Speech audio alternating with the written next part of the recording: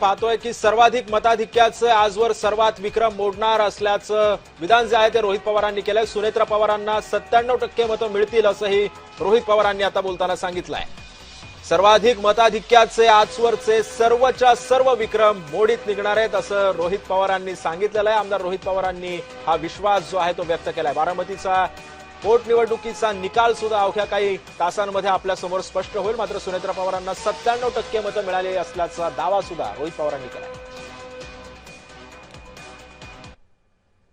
मला असं वाटतं की 97% मतदान हे सुनेत्रा काकींना त्या ठिकाणी होईल आणि चुकून 3% हे विरोधात ते जाऊ शकतं।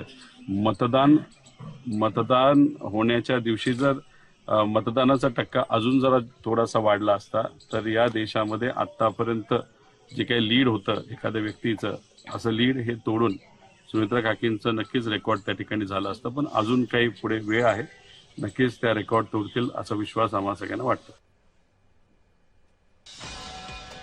त्यामुळे सर्वाधिक मताधिक्याचे आजवरचे सर्वच्या सर्व विक्रम मोडीत निघणार आहेत असं सुद्धा रोहित पवारांनी सांगितलं। आपण चर्चा पुढे सुरू ठेवूयात प्रसाद सर।